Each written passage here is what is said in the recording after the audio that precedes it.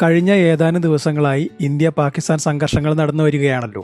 കൃത്യമായി പറഞ്ഞാൽ പഹൽഗാം ഭീകരാക്രമണം മുതൽ ഓപ്പറേഷൻ സിന്ദൂർ തൽക്കാലത്തേക്ക് നിർത്തുന്നത് വരെ, അതായത് ഏകദേശം 3 ആഴ്ചക്കാലം. എന്നാൽ ഇതിനിടയിൽ 8ന്റെ പണി കിട്ടിയിരിക്കുന്നത് ചൈനയ്ക്കാണ്. ഒന്നുകൂടി വ്യക്തമായി പറഞ്ഞാൽ ഇന്ത്യ പാകിസ്ഥാൻ സംഘർഷങ്ങൾക്കിടയിൽ ചൈന പാകിസ്ഥാൻ സാമ്പത്തിക ഇടനാഴി CPEC തടസ്സപ്പെട്ടിരിക്കുകയാണ്. ഇത് തടസ്സപ്പെടുത്തിയത് ഇന്ത്യയല്ല, മറിച്ച് പാകിസ്ഥാനിലെ തന്നെ ബലൂചിസ്ഥാൻ ലിബറേഷൻ ആർമിയാണ്.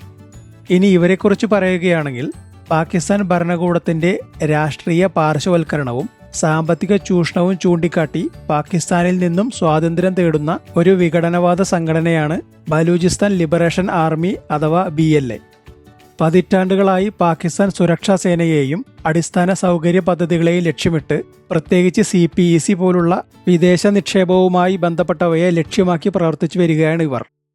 ഈ മെയ് മാസം തുടക്കം മുതൽ ഇവരുടെ ഓപ്പറേഷൻ ഹെറോഫ് എന്ന ഏകോപന ആക്രമണ പദ്ധതി നടപ്പാക്കി വരുന്നതിനിടയിലാണ് പഹൽഗാം ആക്രമണവും ഇന്ത്യ പാകിസ്ഥാൻ സംഘർഷങ്ങളും ഉടലെടുക്കുന്നത്.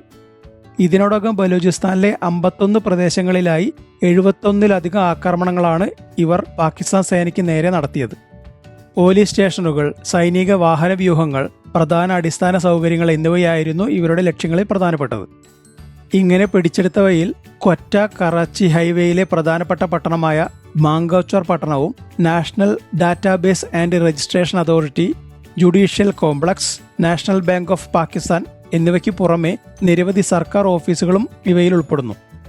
ചൈന പാകിസ്ഥാൻ സാമ്പത്തിക ഇടനാഴിയിലെ പ്രധാന ഭാഗങ്ങളിലുണ്ടായ ആക്രമണങ്ങളും ഉപരോധങ്ങളും അഫ്ഗാനിസ്ഥാൻ, ഇറാൻ തുടങ്ങിയ രാജ്യങ്ങളിലേക്കുള്ള ചരക്ക് നീക്കം ഏതാണ്ട് മുഴുവനായും തടസ്സപ്പെട്ടു. 800-ൽ പരം കണ്ടെയ്നറുകളിലായി കൊണ്ടുപോകുകയായിരുന്ന പച്ചക്കറികളും പഴവർഗ്ഗങ്ങളും ഇതോടെ നശിച്ചു.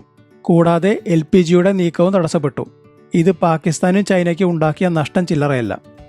ബലൂചിസ്ഥാൻ ലിബറേഷൻ ആർമിയുടെ ശ്രദ്ധേയമായ ആക്രമണമായിരുന്നു കഴിഞ്ഞ മാർച്ച് 11-ലെ ജാഫർ എക്സ്പ്രസ് ട്രെയിൻ തട്ടിക്കൊണ്ടുപോയത്. സുരക്ഷാ ഉദ്യോഗസ്ഥർ ഉൾപ്പെടെ 450ഓളം പേരെയാണ് അന്ന് ബന്ദികളാക്കിയത്. ഈ സംഭവത്തിൽ നിരവധി പേർ കൊല്ലപ്പെടുകയും ചെയ്തിരുന്നു.